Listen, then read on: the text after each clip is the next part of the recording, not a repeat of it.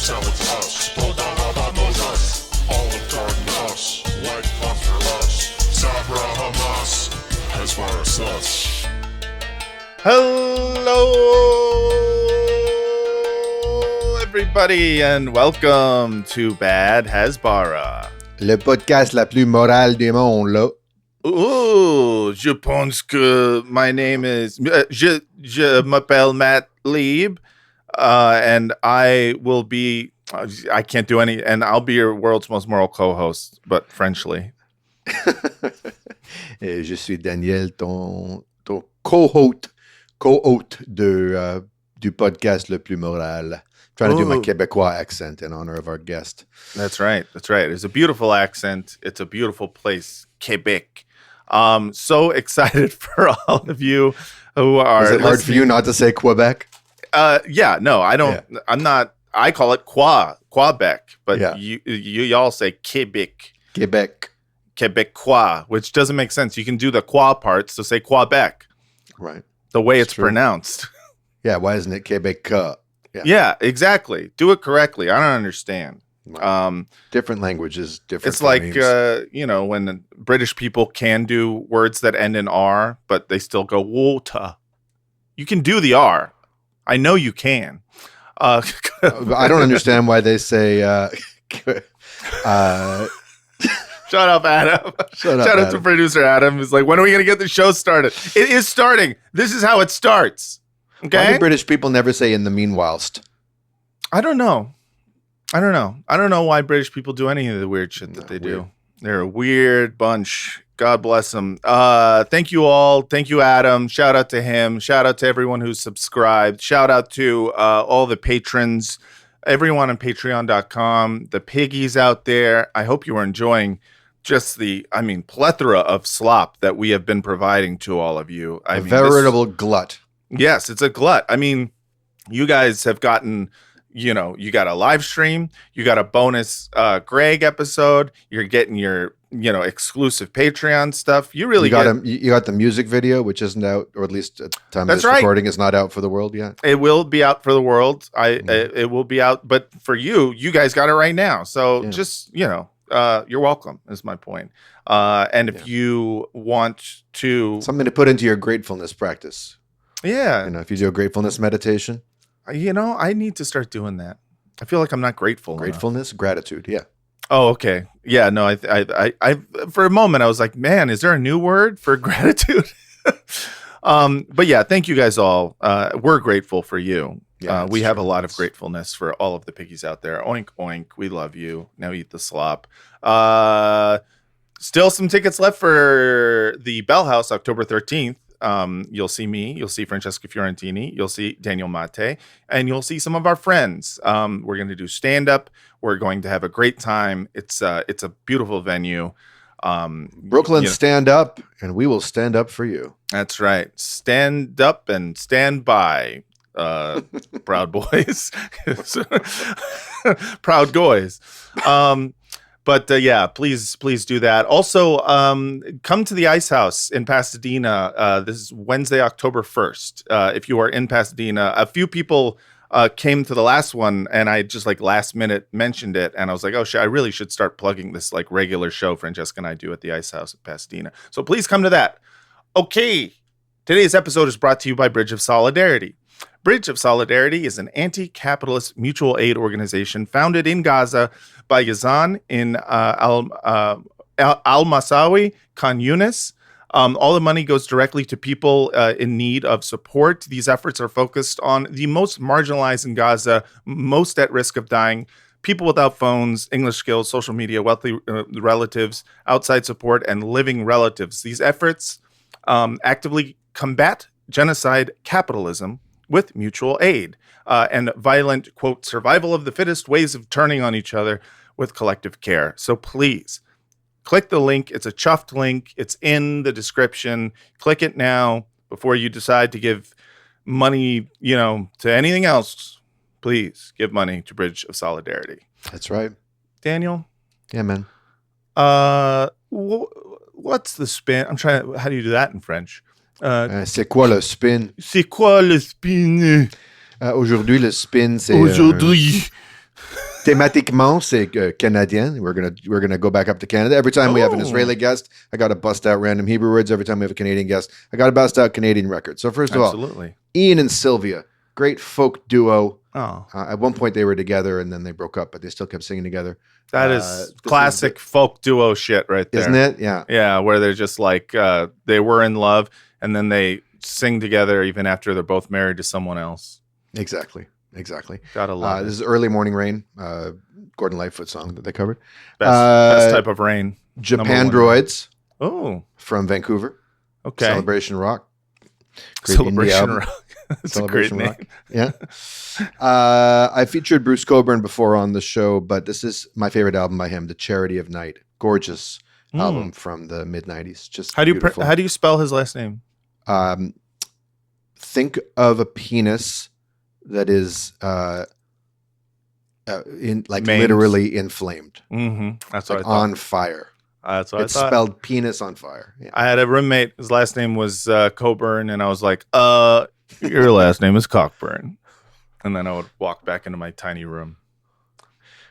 Guy's got to Anyways. wear a full body condom wherever he goes. Then we got Robert Charlebois with his self-titled album Charlebois. From I see Yves smiling with recognition in the green room. Check this guy out. Look at him. Let me see. Flying through the air over Montreal. Oh, wow. He looks like an X-Wing. Seriously. Badass. Yeah. I like it. I wonder if he did that on purpose. Then we got these boys. Oh, look Bob at him. and Doug Bob McKenzie. and Doug, classics. Best Canadians alive next to the Trailer Park Boys. I'm not sure if this album is on Spotify or whatever, but it's fun. Yeah. And then finally, a Canadian hip hop classic, Dream Warriors with the single "My Definition of a Boombastic Jazz Style" back in the early '90s, and they're a very nerdy rap group out of Toronto. That song was a hit on Canadian radio and made a small dent, I'd say, on U.S. college hip hop. Where was Snow also a Toronto guy? Yeah, he had to be. Only a Toronto guy would have the temerity to be Snow. Yeah. Informo, so that means no me, I go blame. I lick it boom boom down. I love that guy. Yeah. Because I also hate snitches. So, hating snitches with a affected patois is always like the coolest way to hate snitches. That's what's spinning. That's everything on the spin. We have a very exciting episode. Daniel, I believe you should intro the guest. As we have already denigrated his Canadian heritage, and he should know that. It's actually, all I know he's running for a federal Canadian party, but I don't know. Maybe he has some separatist leanings in him. In which case, he won't be so happy to be called Canadian. But that can't be the case because he is running for a federal Canadian party. And I'm not saying. I mean, look, when the Quebec referendum in the '90s failed and they blamed money and the ethnic vote, I was like, "It me." Hit me. I knew they were talking about me. Our guest is an activist, is an author, is a candidate for the federal New Democratic Party of Canada, and he is an old co-conspirator, activist colleague of my brother back in my brother's Concordia, Montreal days. Everyone, please welcome to the show our very special guest, Yves Engler. Hey. Hi, Yves. How's it going? It's going. Love your headphones, man. Just love them. A little behind the scenes for everyone watching. We were searching desperately for some headphones, and the ones that worked were the Bluey headphones, which I assume belong to your kids. Is that right? No, they're my wife's. She likes to wear them. Okay, Yeah, that's fine. That's also fine. That's also fine. All I know is that every niece and nephew I have is a huge Bluey head. And I can't wait for my daughter to be old enough to watch it. And Bluey is different than Blue of the Clues fame? Oh, yeah. Different blue dog. Okay. Yeah, this is more a Australian sheepdog. And he's Australian, so he's got an Australian accent. He's got some friends. They're all Australian. It's pretty good. Does he sheepdog kids into particular political parties? He sheepdogs them into the voting Democrat. God damn That's it. what that's he's a shit lib. Yeah. Anyways, Well, so speaking of Democrats, the NDP, the New Democratic Party, is the party that my family always voted for growing up. Yves, that's the orange-colored party in Canada. We have red and blue and orange. That's how you know we're a real democracy. hell yeah, three colors. I want to ask you about your leadership bid, and I want to ask you about your history of activism, particularly for Palestine. You can take those questions in either order. I have to assume there's some connection between the two. Yeah, well, for sure. I mean, I'm running to be leader of the NDP, which is the traditionally the main opposition social democratic party, running on a platform that's openly anti-capitalist, that's calling for abolition of student debt, calling for getting rid of billionaires, and it's an insurgent kind of left campaign. It's been getting lots of support. Kind of surprising for me. And it flows out of 25 years of activism, as you mentioned, with your brother, Aaron, in the Concordia Student Union back when back in 2002, when they brought Netanyahu to speak, and he was not able to speak. And in the aftermath of that, I was... Not because of laryngitis, mind you, but because of activist-jitis. Yeah, activist-jitis stopped the then former prime minister. And I was expelled from the university in the aftermath of that. And I've been basically involved in various political struggles for the past couple decades. And in the last and I've written many books about Canadian foreign policy. And in the last 2 years, I think that I've sort of developed a profile with regards to basically challenging politicians, bringing my telephone and putting it in front of politicians and asking, like, can you condemn the genocide? And you'll find that you can walk with these guys for 2 minutes and they won't be able to say, hey, I oppose killing babies in Gaza. So this is the sort of where I'm coming from, and the NDP is it's a traditionally socialist party, but it has moved far to the right in the past decades, and they've now it's a centrist party now. Yeah, you would call it centrist.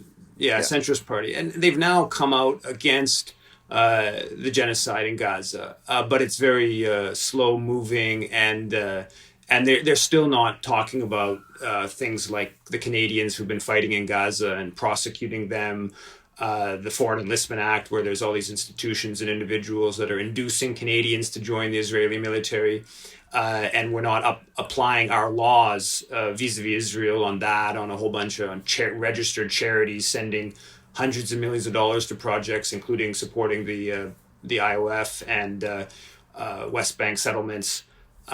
So that's my background in the campaign, and it's basically about the establishment has shown itself to be rotten to the core in its support for the horrors in Gaza, and I think there's a lot of people out there looking at a broader challenge to the establishment, and that raises the questions of capitalism, of imperialism, of more fundamental. Why are we putting all this money into the military while there's 100,000 people in abject misery sleeping on the streets every night across the country?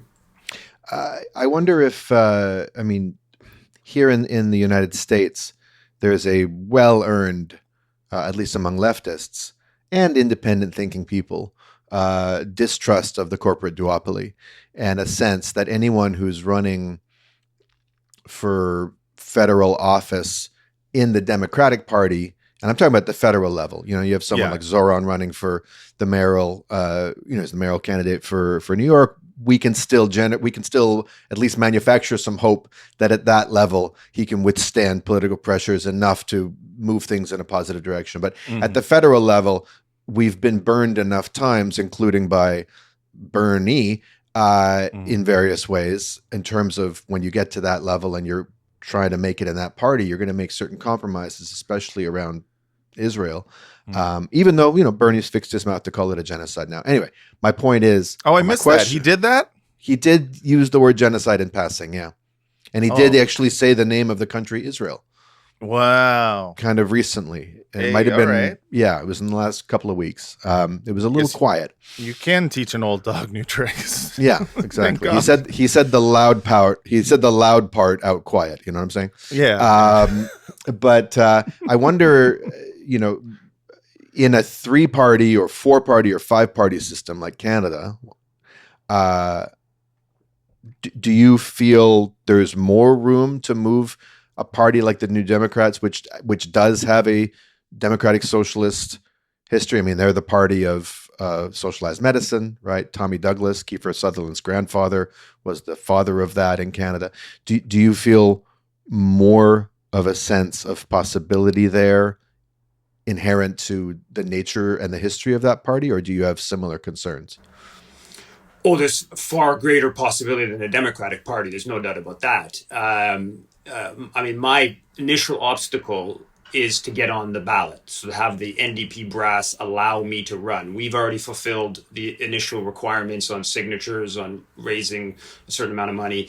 Who's leading the party right now? Is it? Was interim leaders Don Davies, but it was Jagmeet Singh. After a terrible election, he resigned. Yes. So he's been leading for the last 8 years. So there is a tradition of being involved in social movements with the NDP that's distinct from what you see with the Democratic Party in the States.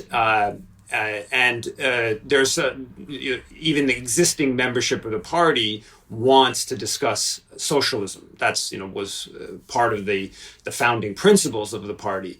There's a history of calling for Canada out of NATO. The members voted for that decades ago, and it never was actually removed. When it comes to the genocide in Gaza, you see that the NDP is taking, they are saying stop arms sales. They are saying, get rid of the Canada-Israel Free Trade Agreement.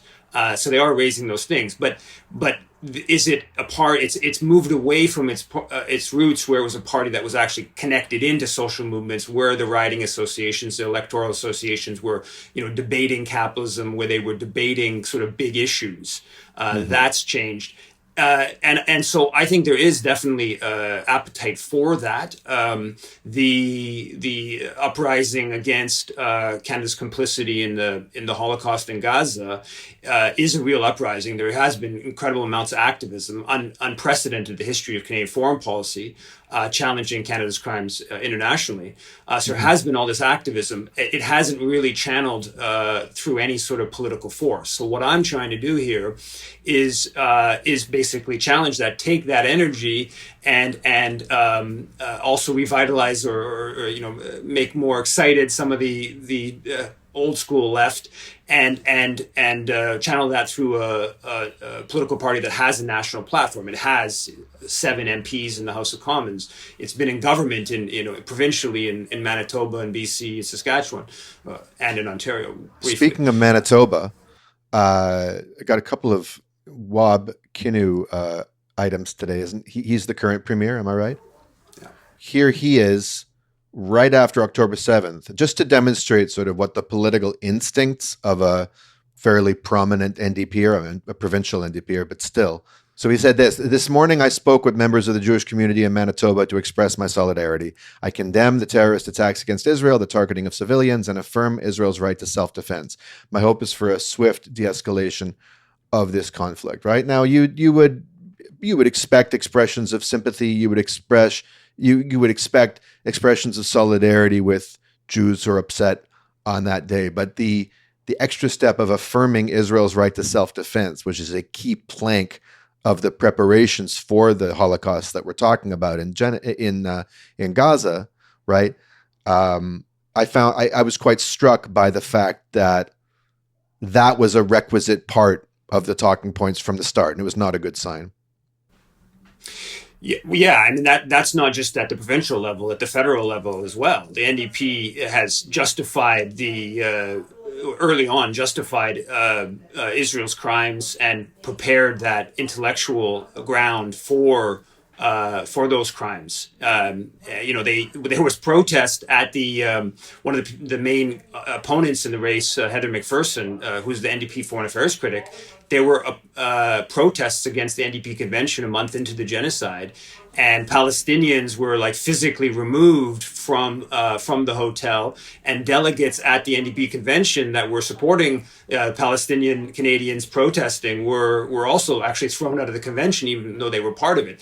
So the NDP historically actually has been deeply pro-Zionist. And in fact, you mentioned Tommy Douglas, who was considered the founder of Medicare. That's an interesting discussion in itself. But when he went to Israel in 1975, he said the only reason anyone criticizes Israel is because of how well it treats its workers. And of course, that's 7 years into the occupation, 30 years into the Nakba. So there is a whole history of Zionism within the party that has shifted. And as you note with Wab Kinew and Jagmeet Singh, I mean, Jagmeet Singh, a year into the genocide, there was this big protest in Toronto that passed Mount Sinai Hospital in Toronto, which was most of it was closed. It was a Sunday night, and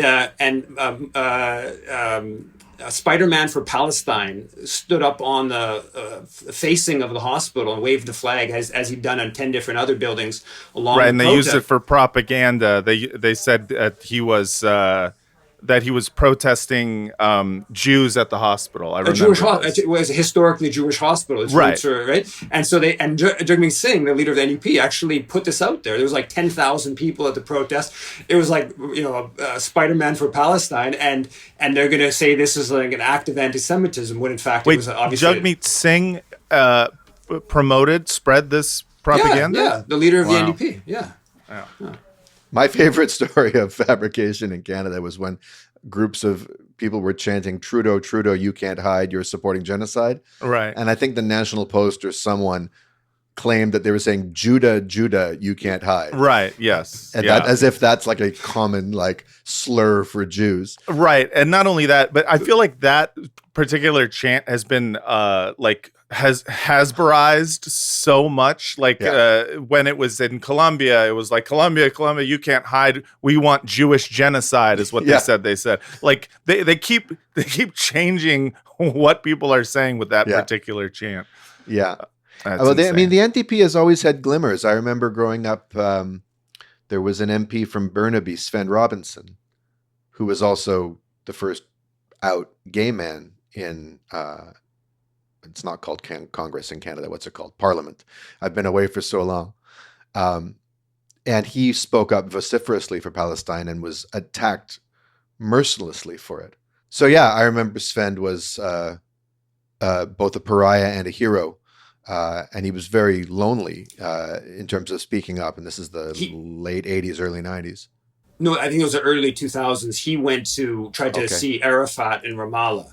And and I think the Israeli forces blocked him. It became a big issue, but he was an outlier in the party of very much the sort of activist oriented NDP that I'm trying to rekindle. Mm-hmm. Yeah, good. Well, we wish you very, very well on that in that mission. It would be great to see that party taking up the mantle that it's supposed to have. I mean, I know labor across the board in Canada and in the United States is generally speaking very, standing in solidarity with oppressed people all over the world. That's its inclination.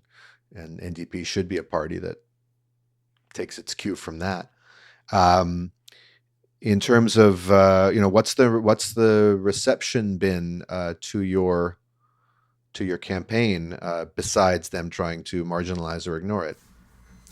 Well, the pro-Zionist groups have called on the NDP to block me from running. B'nai B'rith decided not to go the anti-Semitism smear route, and they claimed I was a Rwanda genocide denier.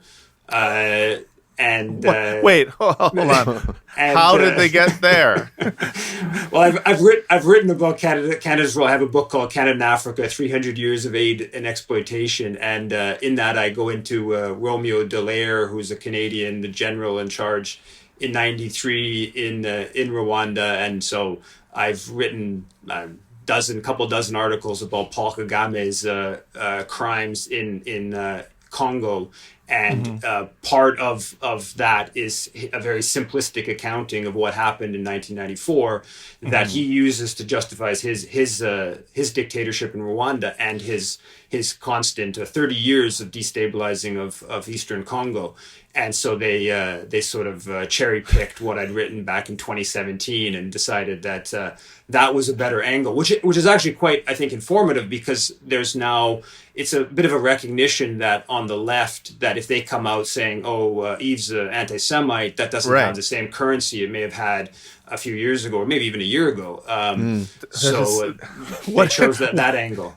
It's a great sign. And it's also one of those really depressing signs, like where it's the fact that we've gotten to the point where they have to pick another type of bigot that they're going to smear you with. Oh, you're against the Rwandan genocide, or you're a denier. There's no more red paint in that pail, like it's such a depressing, like it reminds me of being sober. And I remember hearing at a meeting once that a good sign that you really are wanting to remain sober is when you feel suicidal and you just want to kill yourself instead of do drugs. That means that the drugs aren't going to help you, and it means you're somewhat recovered.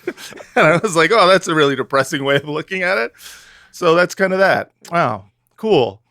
Yeah, well, of course they love to lob genocide denial claims at anyone who's genuinely anti-imperialist. Whether it's you deny the Uyghur genocide, or you deny you deny Assad chemically. Aaron gets this all the time, or you're pro Putin or whatever. Or you deny that Russia does war crimes in Ukraine. It's like always another whataboutism to basically smear you and your character as like being non-trustworthy. Which, that's how it goes. But in terms of forces arrayed against you, it's not just, institutions, and it's not just the mainstream of the party you're running to lead. There are also certain individuals, let's say, out there who've taken a particular interest in your work, and probably even before you announced you were running, right? There was a very concerted, very weird, and very consequential attack on you by someone named Dahlia Kurtz. And we wanted to get into this. I've mentioned Dahlia on this podcast in passing before, but we wanted to sort of save this segment for you, since you've been one of the main, if not the main, target of her ire and her quote unquote activism, which is saying a lot, because she's prolific. Like she's always on Twitter, smearing people and talking shit. It's almost like, credit to you where she finds you particularly worthy of censure.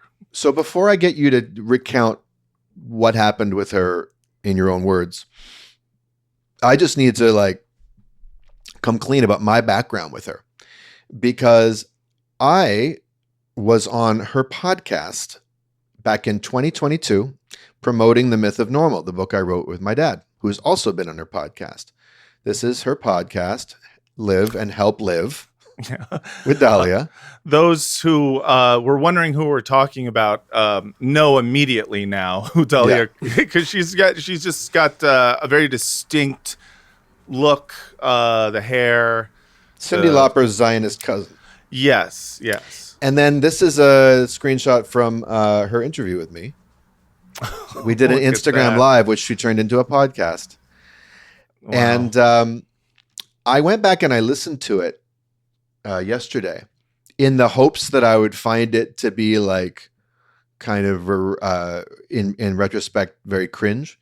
But actually, it's a very pleasant conversation. I mean, she really was interested in the topics of the book. She had already interviewed my dad. She wanted my perspective. It's very candid. I seem to be having a good time. Pre-October 7th? Yeah, this was 2022. Right. The fall of 2022. So it was a year before I knew that she was, because I didn't know anything about her Zionism politics when I was interviewed by her. Now I've since, tried it through various means. I've said, please take my interview down. I don't want to be associated with you. You're a genocidal maniac who's on a rampage against anyone who has any moral courage. But so far, the interviews are still up there. She is also the author of a book called Dear Zionist, which we'll take a look at in a bit. But Yves, why don't you tell us, like, what the fuck is up with Dahlia Kurtz and her extreme hard-on for getting you canceled? Well, she's responsible for me spending 5 days in jail back in February. And, wow. Basically, she went to the Montreal police a bit over a year ago and claimed I was harassing her. I've never met her. I've never direct messaged her, emailed her, called her, anything like that. I didn't even follow her on Twitter. What I did is that her messages appeared in my feed, and I responded with political messages, often snarky, often hard-hitting, but they were simply political messages in response to her promotion of genocide. And at some point, a few months after the first time I had responded to her, she puts this declaration out that says something to the effect of, this is your only warning, stop harassing me, something like that. I took it at the time. It was obviously a threat from her. Because it was weird. It was on a post that I'd posted like 5 or 6 days earlier, and then she retweets it. So what I took from that is that she may have gone, in hindsight now especially, that she may have gone to a lawyer and got some sort of like advice to say, post this as setting up a process of we will try to get charges against him. And the Montreal police opened an investigation, decided there wasn't enough to warrant any charges.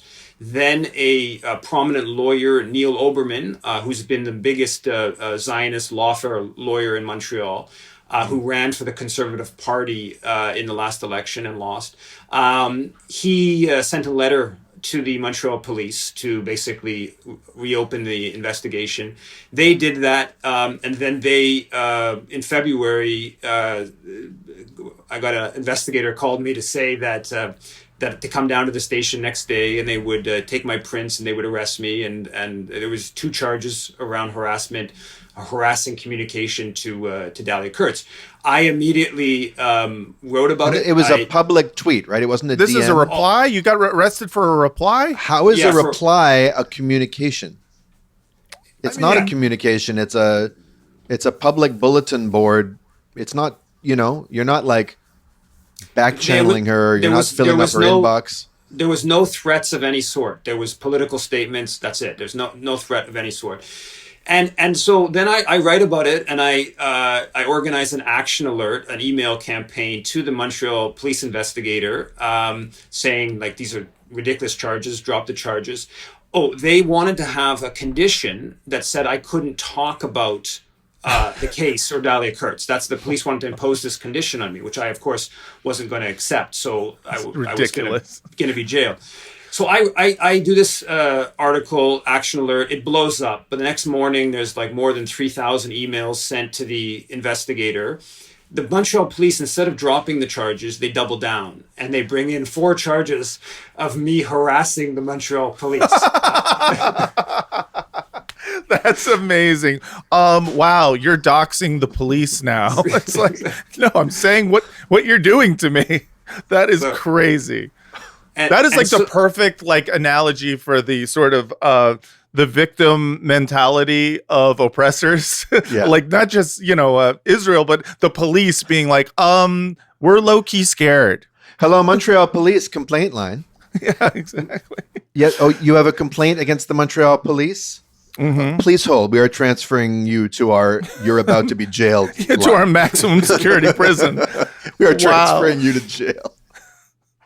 The Montreal police are doing hashtag would you hide me? Have the Montreal police always been this Soy? Is that the word? Fragile, but also sort of insane? And like, what's the vibe in like the Montreal Jewish community? The Montreal's like, I know Jeremy Levy, the mayor of what was he, Hampstead, Quebec, Oh yeah, has been a fucking lunatic on Twitter. A lot of people mistook him for the mayor of Montreal. He's not.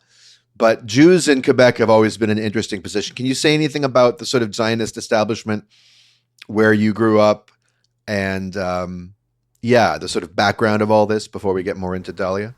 Well, as you know, Levy is totally wild in his Zionism. He's the mayor of this municipality of 7,000. It's not a significant municipality. There's obviously a linguistic divide. The Jewish community tends to be more Anglophone, and so the sort of hardline Jewish Zionist organizations are Anglophone and sort of on the West Island of the city of Montreal, and they've been obviously whipping up, claiming all kinds of anti-Semitism, all kinds of fear mongering. There have been some incidents that are legitimate, but they've been whipping up a whole storm. So the Montreal police feels under pressure. I would actually say, interestingly enough, the Montreal police is quite repressive, and I've been involved in student mobilizations and anti-free trade area of the Americas protests and stuff like that, where the Montreal police are very repressive. When it comes to Palestine, they're actually less, I would say, less bad than what we see in Toronto and maybe even Vancouver. And there's some institutional dynamics. It's a francophone institution, right? So so there's a dynamic that plays out there. But Toronto wants to be London. Exactly. Right. Yeah. They're like, no, we want to make it illegal to wear a T-shirt. Yeah. So the Montreal police, the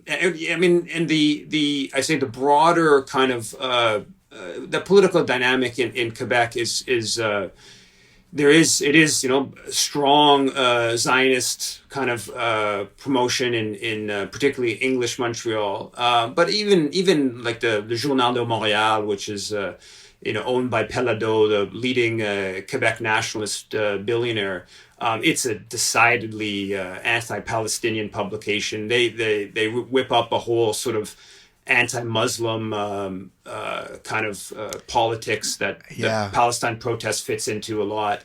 Right. It's so interesting because you would think like the Quebec like separatist tradition would have something in common with the Irish anti-colonial tradition in terms of their sensibility, right? They're kind of rough around the edges. Folk music, fiddles, jigs, reels, that kind of thing, a connection to, sort of a more old world mentality and thus maybe solidarity with Indigenous people fighting back against a Western empire. But they're also the descendants of French Catholic colonialists who genocided First Nations people across Canada and explorers and, discoverers of places, right? And pioneers. So they might identify with the Israeli Chalutzim. And also a lot of them are virulent racists and Islamophobes. Right. And they see the incursion of brown people as a impurification of their pure laine, pure wool, genetic vision of a Quebecois utopia. So it's sort of Quebec culture is such a wild mashup of things at the best of times, but there has been a tradition of solidarity with the Palestinian struggle in the 70s and 80s of the Quebec nationalist that was way ahead of English Canada. But the past 20 years, as basically the Québécois have become the maîtres chez nous, right? They've been masters at home. Masters at home, they've become the rules. There's been a real identification with NATO, with the sort of general capitalist establishment, and there's been this really hard secularism push over the past 20 years, which is really just code for there's too many Muslims around. Right. Overwhelmingly code for that. To the point where the Montreal for Palestine demonstrations every Sunday for the past 2 years, Montreal for Palestine has had a demonstration. I've been to dozens and dozens of these. They do a prayer, and just in the last couple of weeks, they've the provincial government, the CAC government, has actually introduced legislation to ban prayers, public prayers, because there's been prayers at the start or the end of these Montreal for Palestine demonstrations, and a segment of the hardline Quebec nationalist anti-Muslim have made a big thing about how one of the prayers has been at or a bunch of the prayers have been in front of the important Catholic church in Old Montreal. And so there's a Catholic church every block in fucking Montreal. What are you going to do? It's always Where's a in Muslim front. supposed to pray? The whole thing is Catholic. Saint Catherine, Saint Dominique, Saint Laurent. Every fucking street is named after a saint. And when you bring that up to the people whipped up about the Muslims, they don't want to hear that maybe we should start changing the names of all the city streets, let alone the big cross at the secularism doesn't include the big cross at the top of the hill of. You can see the cross literally everywhere you turn in Montreal. You can see that cross. Wow. Yeah. Yeah, I mean that sounds very specifically like the type of new atheist milieu that came out in the mid 2000s, where it started off with this idea of like an anti-Christian evangelicalism that very quickly just became about Islamophobia. It became just a dog whistle for Arabs. I'm surprised there isn't a Bill Maher of Quebec, Guillaume Malheur or something like that, who put out a film called Religieuse or something like that. Bill, what do you have to say about that? Fuck Israel, free Palestine. Wow. Oh, wow. Okay. All right. I guess he's changed his tune. Yeah. Wow. That's like Lizzie saying Allahu Akbar. I'll do Allahu it. Akbar. Thank you, Lizzie Sabat. Yves, so what happened with Dahlia then? So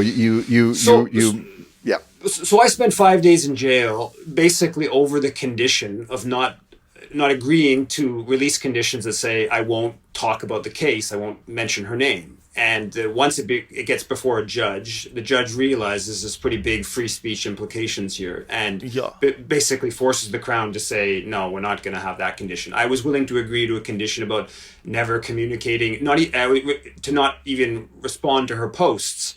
I was willing to agree to that, but I wasn't willing to agree to I can't mention her name or the whole case against me. Hands up, motherfucker. I'll shoot unless you agree not to tell anyone who pointed a gun at you and said, hands up, motherfucker. Yeah. Exactly. So anyways, I won that, but I spent 5 days in jail. Now, in July, the Crown finally decides that these charges against me for harassing Dahlia Kirk are ridiculous, right? And just drops them. So they dropped the charges, but they're continuing with the 4 charges saying that I harassed the police. So my call... Sorry. Harassing the police online is one of the weakest things I've ever heard. ACAB, all cops are babies. All cops are babies. Wow. Before we move on, though, I do want to say about, how were your prison conditions? What was it like to spend 5 days in a Montreal jail? It wasn't pleasant. It wasn't traumatic for me. I had, after the 2004 coup in Haiti, I had spent a few days in jail. I had disrupted the former foreign minister. It's actually a good story about your brother. It was your brother and I, that Aaron Mate, who planned to put fake blood on the hands of Pierre Pettigrew, the foreign minister. And it wasn't decided who was going to do it till last minute. Aaron said, well, you should do it and I'll film it. And so I put the fake blood on foreign affairs minister Pierre Pettigrew's hands.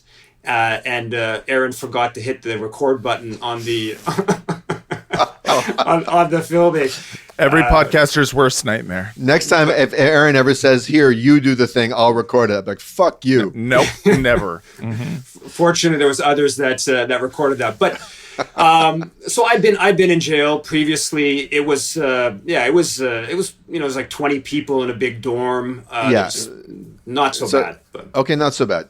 I'm glad that I'm not advising the Montreal police, because if they had me on retainer and if they had wanted my advice about how to make your conditions more intolerable, I might have suggested that they play the following podcast theme song on blast on repeat. Matt, can we cue that up? Oh, absolutely. Her hair is curly, her teeth are pearly.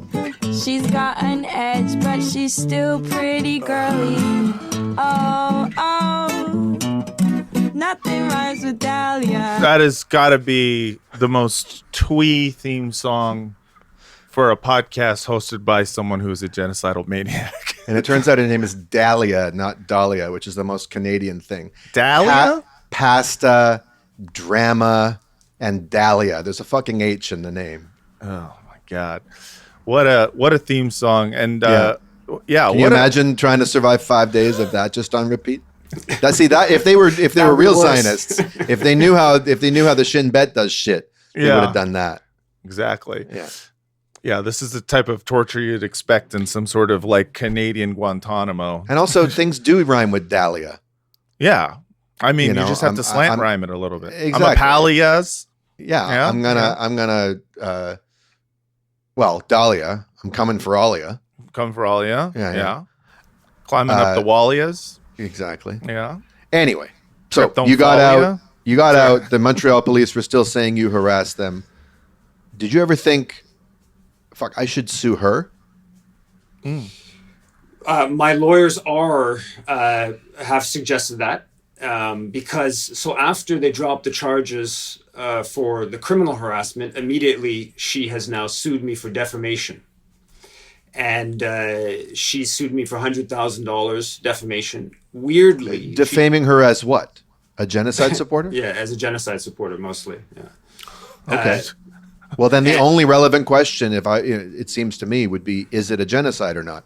Right. Because if it is a genocide, we know she's she's a supporter of whatever it is you're calling a genocide. Mm-hmm. If it is a genocide, or if it's plausible to call it a genocide, then you're not defaming her. You're describing her.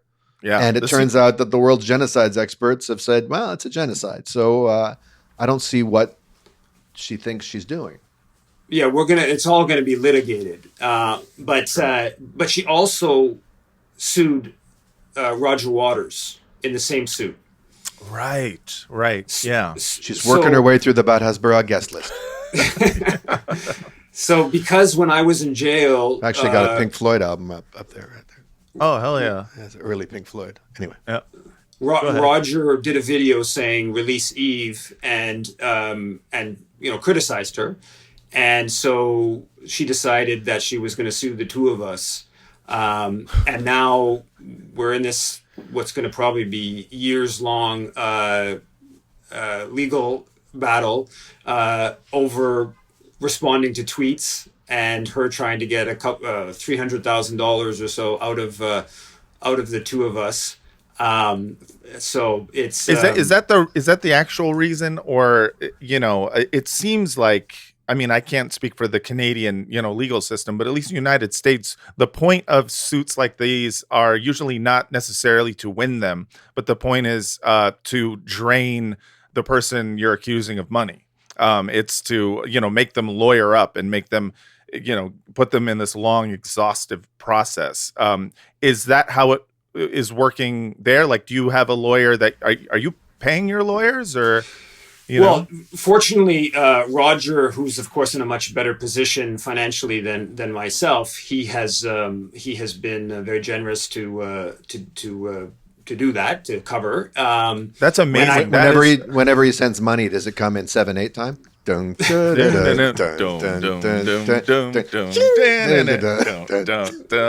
Sorry. Funny. Good joke. All right, I'm sorry. Go ahead. Don't mind us. So, We're just here. This is why we really needed you to find headphones so that we could interrupt with dumb jokes without messing up the audio quality. We don't know how to do it any other way. Go ahead. But this, I agree completely. This is about lawfare, and the lawyer who's representing Kurtz, Neil Oberman, according to my lawyer, he's involved in something like 200 different cases over the past 2 years. Cases and threats. There's a whole broad spectrum of what that is, but he's basically just been threatening suits. I mean, he sent one to Max Blumenthal early on in the genocide. He's gone after the Montreal mayor, the chief of Montreal. How is he police. going after Max? Max is in D.C. Exactly. Yeah. Well, Max was reported on this woman about 2 or 3 weeks into the killing, the horrible killing in Gaza in October 2023. There was a woman that was yelled at. This Arab woman in Montreal was yelled at by a crazy Zionist. And so Oberman sent a letter to Max threatening him on behalf of this woman who had just been, I forget the details about what her racism was against this Arab woman that had a Palestinian flag. So he's just been suing. He tried to get the encampment at McGill University. He tried to get that shut down. He actually went with a measure that would have effectively banned protests in almost all of downtown Montreal, because McGill has buildings all around the downtown core. Yeah. So it's just an aggressive kind of lawfare, and it is, unfortunately, it's effective. Even if I'm in a situation where I've been lucky in terms of the direct legal fees, it's still a lot of time to deal with this, and so it does drain resources and mental energy and the like. Creates strain on your family. Yeah. To me, it's like just what I've seen as the most consistent tool, in order to silence criticism has been lawfare, essentially. Just like, wrap someone in a lawsuit and have it take away time and money and, energy. It's a really particular type of, capitalist evil that I find to be like, not just like scary, but also incredibly, what's the word? Like pussy. Like it's just such a weak thing to do. It's a wonder why people aren't embarrassed by it. But the lawsuit, the defamation suit they say that Kurtz's address is not put. The address put is the law firm of Oberman. And they say the reason is because Yves is dangerous and people who are associated with Yves is dangerous. But they put my home address in the lawsuit. They send it off to Israel Cool, Leviathan account. So it gets posted right away. Leviathan is making threats with my home address put right there. So while pretending that I'm going to dox Dahlia, they're doxing me. Right. Yeah. Preemptive doxing. Yeah. And you're talking about Israel. Is Israeli Cool? You're talking about that? Yeah, I know them. They've written about me for, it's been, I think, 10 years now. I've had a few Israeli Cool articles about how I am a self-hating Jew. I'm feeling left out. So here's Dahlia reporting on the horrible conditions for Jews in Montreal. She says, Montreal, the modern and acceptable way to etch a swastika into your hair and wear one around your neck. And it's a picture of a protester with, the triangular resistance symbol etched into the hair and a keffiyeh, right? Yeah. So that's a swastika according to her. This is also from 2024. Mobs of people tried to shut down my ex today. It worked on some posts and limited my reach, but it also made me stronger. You should know something about me. When I was conceived, my mum was on birth control. That's how you know you're talking to a Canadian. If they're in Canada and saying mum, that's Canadian. So from the very beginning, against all odds, I've been a fighter. Here's something you should know about me, pussies. I've never taken a hint. You should know this, motherfuckers. No one has ever wanted me, and yet I persist. My mama did everything she could to stop me from being born. And I said, fuck you, Mom. I'm doing it. That is so funny. My mom was on birth control and still my stubborn ass was conceived. That's beautiful. Any other? Yeah, she took issue with Mayor Olivia Chow of Toronto, who had written, "We must also acknowledge Palestinian pain and severe loss of life during this time," which I'm sure was a self-reply to a previous. You always know the also Palestinian pain, like right. Also it must be one of the least favorite words of Palestinians. They're so used to it being used as a sort of add-on. Our thoughts are with Toronto citizens, both Jewish and Palestinian, who have loved ones back home. Please share the emergency contact info for Canadians abroad below. That was on October 7th. And Dahlia said, sometime later this year, she said, "Remember when Toronto Mayor Olivia Chow wanted us to acknowledge the, quote, Palestinian pain and severe loss on October 7th, the day Palestinians massacred Israelis? I always will." Jesus. Yeah. And this one is, I think, quite humorous. Well, it's so tiny. She says, and she's posing in an IDF hoodie. "Listen, for the past 14 months, I have fought tirelessly for Jews, Israel, Canada, and Western values. I face constant death threats. I work 20-plus hour days. This is my full-time unpaid job. I'm sorry. But Furthermore, at the point where which you're writing 20 plus, there's only 4 more left. that's right. You know, just put the rest. Just put the rest in. I work 23 plus hour days. Forevermore. Well, hopefully not the unpaid part. I have exposed indoctrination in our schools. I've had it removed. I've investigated and unmasked radicals. That's good democratic activism. This has even led to arrests. I'm a snitch. I have exposed hate and extremism, and I've stopped it. I get things done. Now I have a 6-point science-based plan to mobilize Jews and our allies that I will finally reveal tomorrow. It's been 14 months. This is the first such plan. A 6-point plan. I gotta hear but did she ever put out her 6-pointed star plan? I never found any reference to it. Yeah. It's a really limiting factor doing it like based on how many points there are in the Mag and David, just because it's like, what if there's like another step and all of a sudden you got a like 7-pointed star? That doesn't work. Exactly. Oh my God. So she yeah, seems to be such like a, particular brand of Hasbaris because I didn't know her before October 7th. Yves, were you familiar with Dahlia at all before October 7th or any of the, her brand or what kind of work she did? No, I didn't come across her till many months actually after October 7th. She was a media personality of some sort, but I wasn't aware of that until much later.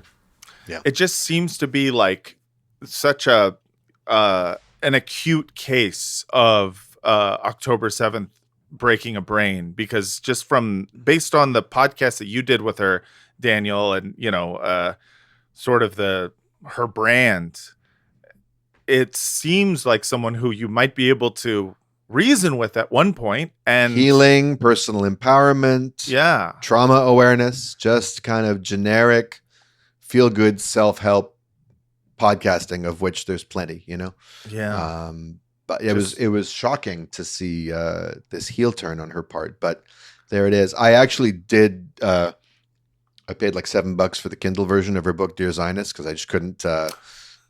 Sorry for giving her a couple of bucks, but we're not going to subject you to it. I think we don't have the time. But there's like a letter to the Jonathan Glazers of the world, and there's a fake story about some Pakistani man who said, "I was on the way to terrorist boot camp, but then I picked up a copy of The Case for Israel by Alan Dershowitz, and I changed my mind."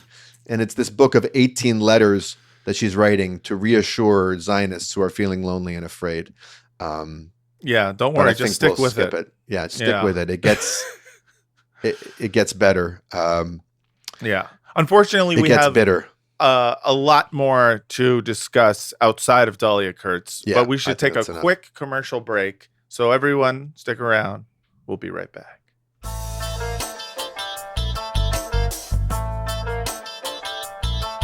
And we're back. This is Bad Hasbara, the world's most moral podcast, here with Yves Engler. How you doing? Not to be Yves? confused with Yves Engler, Different person. the former name of the author of the Vagina Monologues. That's who right. now goes by V. Oh, I didn't know that. Yep. Oh, that's good.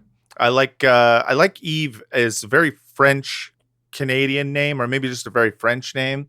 Yeah. Because it's just it's like it feels like a woman name, but it's like you can't do the God made Adam and Eve, not Adam and Steve.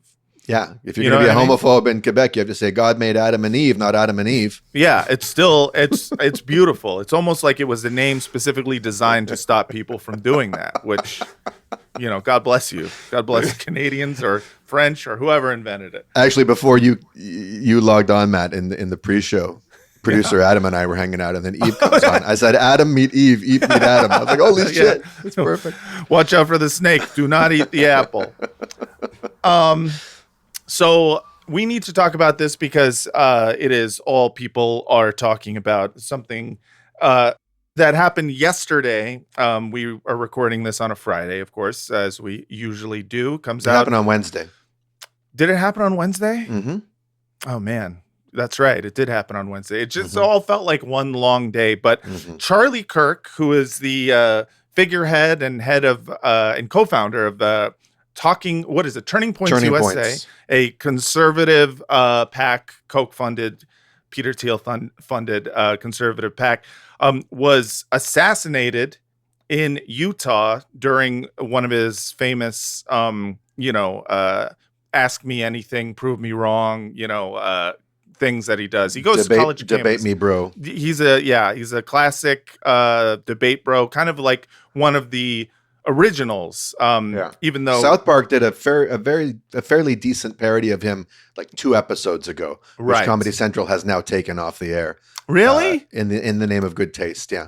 But Kirk was a fan of South He Park. thought and it was funny. Apparently, he What? thought it was funny. right? Yes. So this is like this has been my news feed, not just my news feed, but this has been like Twitter feed for the past 48 hours. It was, just off the bat, one of the most gruesome videos that I've seen in a year full of gruesome videos. And I immediately was just like, immediately I got shook. I don't know how you guys felt if you saw the assassination video itself, but it is like it's brutal. He was sniped in the neck, and it's hard to watch. If you haven't seen it, don't see it. And my heart and stomach sank for multiple reasons. One is I don't actually like watching people die, which is why I speak out against the 2 years of genocide that's been perpetrated against the Palestinian people. And the other is because of the reactions in the conservative media sphere. It is, before the body is cold, calls for revenge against, quote, the left and against, free Palestine and stuff started happening. Immediately, the Hasbara sphere went insane. I've never seen so many, like Israeli Hasbaras and political figures start like having the exact same message, that something that wasn't about Israel specifically. And it was kind of disgusting. The entire to country see. of Israel claimed him as a national hero. Do we have that Yes. picture of that horrible mural? Dude, not only do I have a picture of it, but like within 24 hours, they were, they painted a mural of Charlie Kirk. This right there behind me is a mural in honor of Charlie Kirk. This could be the first mural in his honor in the world, and it's here in Israel. This is how much he meant to us, because he was a champion of the Judeo-Christian alliance. He was a staunch friend of Israel, and we will never forget those that stand for the truth. So we I love the close up on his big blue Aryan eye. There's just like something about this that you're watching where that eerie feeling that you're feeling is warranted. Even if you're just listening to it, it's just like it's all in bad taste and it's all disgusting. And it is wild to see how quickly Hasbaras tend to use the American political landscape, especially the violent American political landscape, in order to score Islamophobic points. Well, so speaking of that, Matt, can you hold that thought? I want to ask Yves, the phrase that jumped out to me in that little video of some Israeli proudly standing next to this very shoddily done mural of Charlie Kirk with a halo and angel wings. Yeah. Was the phrase Judeo-Christian, the Judeo-Christian alliance. To my Ashkenazi Jewish ears, Judeo-Christian is just so offensive. You know, like Christianity has not been in alliance with Judaism or Jews historically. It's been the source of major persecution and major disdain and major castigation and ostracization all over the place.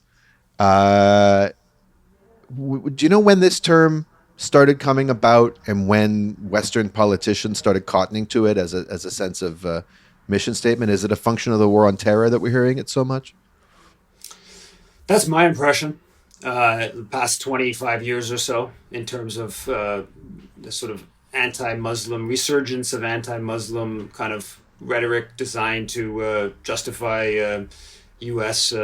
imperialism in the Middle East. So it's historically speaking, there should be much more of a Judeo-Muslim alliance. I mean, in terms of there was. That's what I'm saying. We should be speaking of one if we're going to be faithful to the historical record. It seems like the Judeo-Christian values thing seems to be what the majority of the Hasbaras and Israeli officials, including the Prime Minister Bibi, they tied into everything. This was about mourning someone who's a staunch supporter of Israel on the sort of evangelical level, on that Western Judeo-Christian values, the dog whistles, the anti-Muslim, anti-Arab dog whistles, and Bibi tweeted about him immediately. Before Trump did.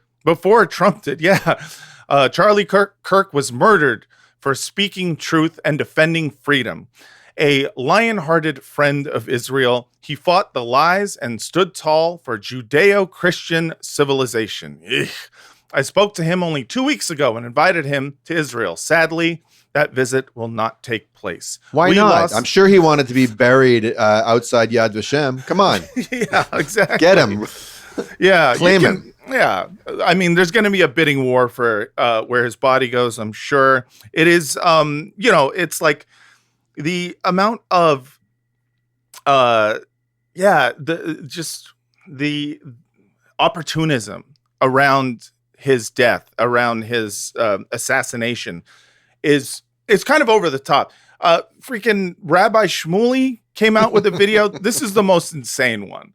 Rabbi Shmuley put out a video while it was still not clear whether or not Charlie was dead, unless you watched the video and knew that he, of course, was going to die. So he put out this video, and Rabbi Shmuley I always mistake him for being a Montreal rabbi. There's something so Montreal about this guy. I don't know. He strikes me as much more Montreal than New York somehow.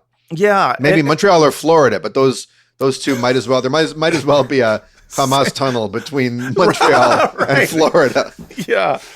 And you can always kind of count on Shmuley for like whatever ghoulish or tasteless thing you can imagine in your head, he's going to match it and double it. And this is him on Twitter fundraising for himself off of the assassination of Charlie Kirk. He says in the tweet, "I've spoken for my friend many times. I am in shock and praying for his recovery. And then it says, help protect Rabbi Shmuley, gofund.me. And you can click the link and pay to help protect Shmuley. And here's him just talking about it. It's odd to have to make this comment from a hospital where I am right now, but I know Charlie Kirk extremely well. We've been friends for more than a decade. Thank God I was involved in bringing Turning Point closer to Israel. I spoke for Turning Point so many times. I have to say I'm not in any way surprised or shocked. The culture of demonization, especially of pro-Israel activists, and he's so pro-Israel on campus, it's become lethal. And I live with lethal threats every day of my life, and it shocks my wife and my children.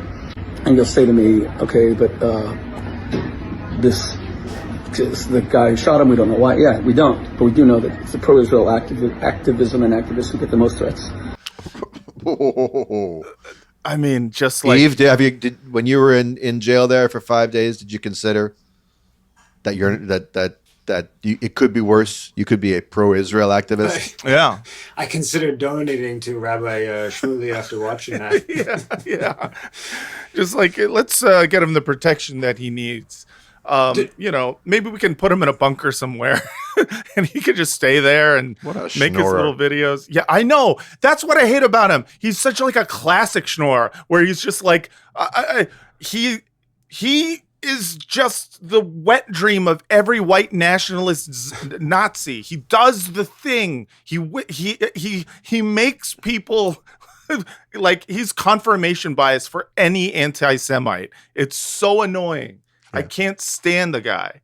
And beyond that, it's also, all of it is in bad taste. Everyone is doing the thing where they're, depending on what brand of conservative you are, you're making whatever the motivations of the shooting based on who you hate the most. If you're, a lot of MAGA guys are doing, it's probably the shooter was trans or the shooter was, liked DEI or whatever. If you're Hasbaris, you're pro-Israel, then you're saying, he was probably a free Palestine guy.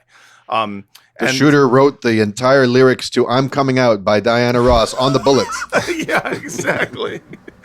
Yeah, and what ended up happening is, for the last 48 hours before they had a suspect, now they do have someone in custody who is, we'll see more about him as this investigation goes on, but it's kind of clear he's like another white groiper, who's like a nihilistic black-pilled kid whose entire, political consumption is hating anyone who has like either any leftward leanings or any kind of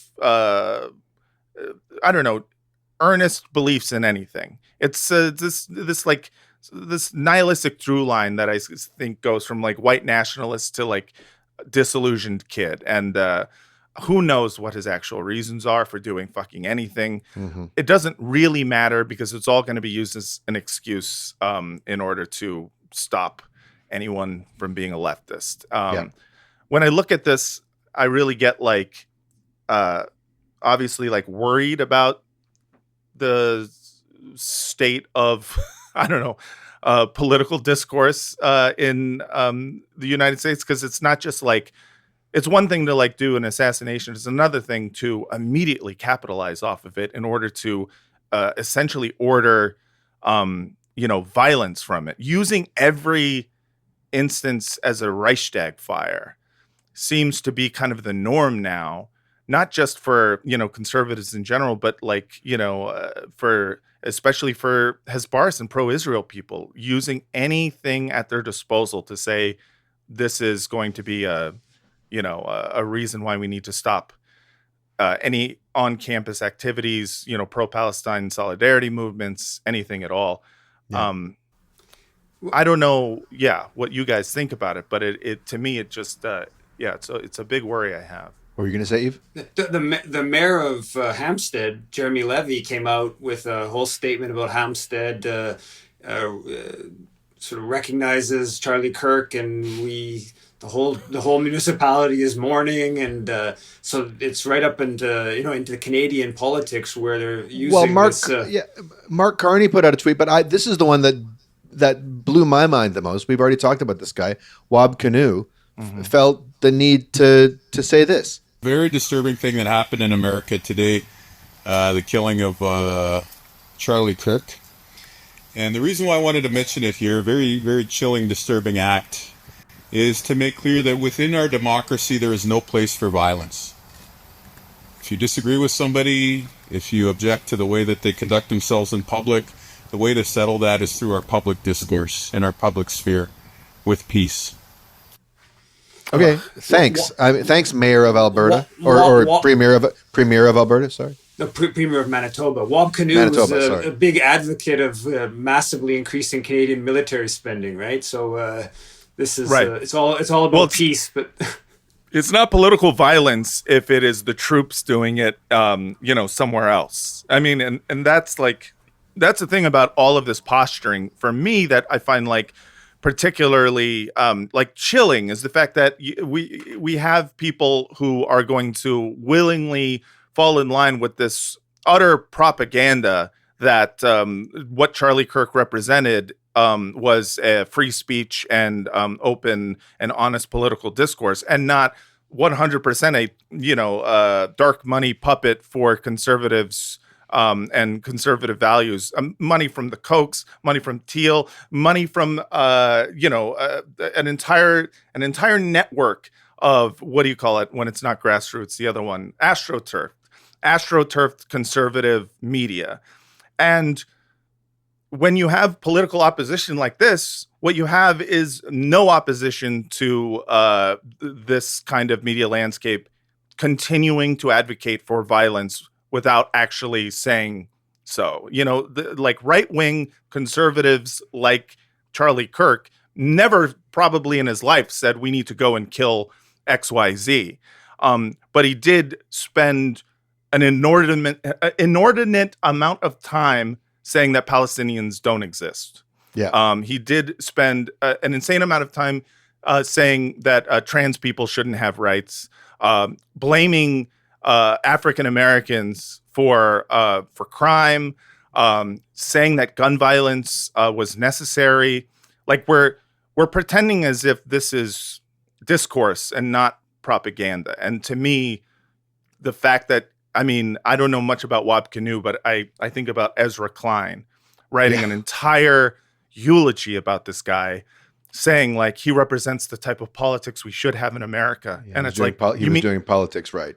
Yeah, which he was doing astroturfed politics that advocated for political violence. I'm sorry, but it does. When you are refusing to have any gun control laws and allowing shit like this to happen, how is it not political violence? Well, look, in the United States, you're allowed to advocate for violence. That's part of free speech. You actually are. Yes. You are. But the Ezra Klein thing of he was doing politics in the right way because Ezra Klein is also astroturfed in a sense. I mean, he's just a mirror image. We can both be shills for different sides of the duopoly of capital. Yeah, and I can't stand the way in which Charlie Kirk's going to be whitewashed by people, and it's not to say he deserves anything. He doesn't deserve to die. No, I don't believe in the idea that it is good that he was sniped. That to me is obviously ridiculous. We also at this podcast don't have much time for he secretly pissed off the Zionists and the Mossad is they're all behind it. Yeah, guys, no, please. I swear to God, seeing that was driving me fucking crazy. And listen, I understand. I also don't like Israel. I do a podcast about it. But we need to everyone needs to take a step back and a breath before they start in on the I wonder how Israel could have done this. And the reason it offends me actually is not because I'm hey, you guys are blaming Israel for everything. I understand that impulse in general, although You have to realize there is a right-wing strain of anti-Zionism that is clearly based on just like classic anti-Semitism. So always watch out for that. But that's not even it. For me, what offends me is like, do not whitewash Charlie Kirk's Zionism. Do not whitewash his pro-Israel activism. Don't make it, in order for this theory to make sense, make it like, well, he started realizing the truth about Israel right before he died. No, he didn't. He was a shill. He was a puppet. He has always been a shill for capital. Being paid by the Koch brothers, being paid by right-wing billionaires in order to be pro-capital, oil, pro drilling, anti-trans, pro-guns. Like, guys, this is a classic shill, not just like Zionist shill, but shill, like almost like in the purest sense. Like, you pay me, I will do propaganda for whatever you need. So let's not whitewash him and try to make him into anything he's not. Also, you're falling into the narrative that, pro-Palestine people blame Jews or Israel for everything. In fact, I have a video of someone, I think it was Greta Van Susteren. I don't know who this lady is, but had Netanyahu on to talk about the accusations that Israel was behind it, which is such a funny thing to put to Netanyahu, because I was like, this conspiracy theory is like less than 24 hours old, and she's going to actually ask him about it. That to me is crazy and very sus, by the way. So here it is. Just the absurdity of it, some of the internet rumors that somehow Israel is behind the Charlie Kirk murder. And, I don't believe it for 1 second, but I want you to, make a statement. It's so absurd. That's insane. Israel also changes the orbit of the moon. Israel pushes the sun. I mean, the whole thing is, when people spread these lies about us, prepare yourself for the assault. And, they're trying to delegitimize the state of Israel. Charlie Kirk said to me that, he wrote me this detailed letter, you have to fight the slander. Yeah, so the fact that they even brought this up to him, this like very, not just like internet rumor in general, this is a very Twitter rumor. This was just on Twitter or X. That to me is even more sus. I'm just like, guys, this is creating a narrative here. This is do not radicalize yourself with stupid fucking Twitter accounts. That's all I'll say about that. People are they're too. Fair enough. You got to wait a little bit. Wait a little bit. If there's actually some evidence, then fine, look into it. But don't fall for the fucking like the easiest fucking Hasbara trap ever. Come on. I don't immediately dismiss claims that Israel was behind 9/11. Yeah, no, of course. I don't immediately. I get a certain amount of like, what if? Yeah, like it's a fun mind, like a mind puzzle, but a thought experiment. It's Why were they dancing in New Jersey? Right. Yeah, but then but you also have to consider I don't know. We have a smorgasbord of actual crimes. That's right. That Israel has done. Yeah. We don't need this, and That's especially since we at that point we hadn't had this guy in custody. Still don't know everything about it, but you understand that they are going to blame trans people. They're going to blame black people, liberals, Democrats. It's Occam's shotgun. Yes. Whoever, it's got to be the simplest explanation. Right. Yeah. Do you have anything else on Kirk? No, I mean, I think that's it for Kirk. I mean, final thoughts on Kirk, if you have any final thoughts. I don't have any. I like I said on Twitter, they're talking about thoughts and prayers. I have no thoughts, and my only prayer is that I can somehow sidestep all of the inevitable, unsidesteppable discourse about it. Of course. Yeah. Yves, do you have any other thoughts about this? Yeah, I basically agree with that. It's pretty remarkable from the Canadian context to see how much, like Pierre Poilievre, the leader of the Conservative Party, came out right away and trying to make a big thing of this. Is he still around? If Jagmeet Singh had to retire because of a disastrous election showing, why is Poilievre still in the game? Well, he lost his seat, and then he ran in a really safe Alberta seat. He got the Conservative MP to step down so he could run. Got it. But the impact is this notion that these sort of right-wing forces are using this. I mean, first of all, there's so much political violence or violence, gun death in the U.S.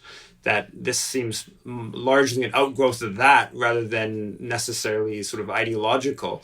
But also in terms of the ideological, I mean, unfortunately, there's a whole lot of ideologically motivated killing taking place in our world, and the idea of Israel being behind it seems a big stretch. In the 72 hours, there were 6 different countries that Israel attacked. Right. And I think more attention be devoted on that. The fact that they hit Yemen, Syria, Lebanon, Tunisia, Palestine, and we don't need to add Kyrgyzstan to it. Right. Yes. Exactly. Yeah. Especially when we can see and they take credit for all the terrorism that they do. Yeah. We don't need this. They won't even let the U.S. take co-credit for it. They're like, no, we did it all ourselves. Right. We didn't even tell Daddy. Yeah. Well, just to close the show, back to the Canadian scene, there's just a clip I wanted to play. Eve, you might have been the person who I got this from on Twitter a few weeks ago, or maybe not, but CTV, the Canadian Broadcasting Network, not CBC, the Canadian Broadcasting Corporation, but CTV, which I guess is a private-owned national news channel with or broadcaster with local affiliates, had an interesting incident where they accidentally did some actual news. And I'm going to play this for you. And I want you to let the sort of uncanny experience of this wash over you. You are watching a mainstream news channel. It is not the national broadcast. This is a local broadcast on Vancouver Island on the west coast of Canada. So I don't know if anything like this went out on the national news program, but we're going to play it for you, and then we'll tell you what happened. The United Nations is growing increasingly critical of Israel as the state continues its genocidal campaign against the people of Palestine. The UN says that despite numerous calls from global humanitarian agencies, Israel has intensified its attacks on the northern strip of Gaza. The heavily bombarded area remains under fire, even as aid drops attempt to provide medical care and food to the millions of Palestinians that continue to starve, a situation that the UN says is beyond catastrophic. Okay, so pause. American viewers, you will have already noticed a slightly different intonation and cadence. Yeah, dude, right, than normal news. That is that's the sound of Canadian news. You know how BBC News sounds like, and the Bad Hasbara podcast. Yeah, right. Yeah. Continues to spread Israel lies. Yeah. Right. That's what Canadian news sounds like, the thing we just heard. But did you notice, Matt, like what she said? Yeah, it's weird. I felt like she was talking about Israel and Palestine as if the news like corresponded to reality. I don't think I've actually heard that outside of like Democracy Now, right? Even then, I feel like it was so straightforward. It like threw me for one. It was wow. Well, don't worry, they remedied it. CTV News later apologized for its factually accurate reporting following a pro-Israel group's pressure campaign. Using the phrases genocide, continue to starve, and the people of Palestine without properly attributing them to a United Nations report they originated from. We regret this error and apologize for it. We're really sorry. We're so sorry. We're just a bunch of hosers. Did they say we use the phrase genocide, starving, continued to starve, and people of Palestine? The people of Palestine? That needs to be vetted and quoted and cited. Citations are needed for people of Palestine. People? Does that not then needing to apologize for that? Does that not then just kind of prove that the genocide part was right? The genocide part is right. they're like, look, Canadians love to apologize. We'll apologize for anything. You know, it's a national pastime. How do you get 10 Canadians out of a swimming pool? How? You say, hey, you Canadians, get out of that swimming pool. Oh, we're sorry. We're sorry. I love that. But this is above and beyond. Am I right, Eve? Have you seen It's this? above and beyond. I mean, that's as many people posted. I would, you got to prefer to lose your job than to have to go on air and do that apology. Yeah. It's crazy. Like doing, I don't know. There's just like a level of kissing the ring or bootlicking or whatever you want to call it, where, I mean, I think I'd rather find a new job. I feel like, where's the self-respect anymore? At least among the people of this particular industry. Like, I mean, not that like local news or, news media is very venerated, but like, isn't there a little self-respect that people have for themselves, like to apologize at that level where you're like, also very sorry about calling them actual human beings and not referring to them by their scientific name. Our report on the feelings of the Toronto Palestinian community unfortunately used phrases like Palestinians feel. Yeah, right. And Are Palestinian grieving. community. And Palestinian community. Yes. And Palestinians are. Just are. The act of being, we apologize We use for. the verb to be. Yeah, exactly. In reference to quote-unquote Palestinians. Yes. We apologize for any offense to the Toronto Jewish community. Yeah. It's just so crazy to me to see for one glimmer a little bit of actual objective reporting, and then to, of course, have it immediately apologized for. I mean, especially just with regards to the conversation we were having about Dahlia or whatever you want to call her, where, you're going to be taken to court, or one is going to be taken to court for slander for calling it a genocide. At what point legally does it, like, how many different institutions that study genocide, how many different scholars, how many different human rights organizations before you can state as a legal objective fact that it is not slanderous or libelous to consider them doing a genocide, to consider it, a fact? Even if it's like, well, you can't say it's an objective fact, it's just people's opinions. It's like, I'm sorry, you're allowed to make claims, even if that was true. You're allowed to claim something is a genocide, even if it's not. Right. There's a lot of examples of it in mainstream media. Yes. Okay.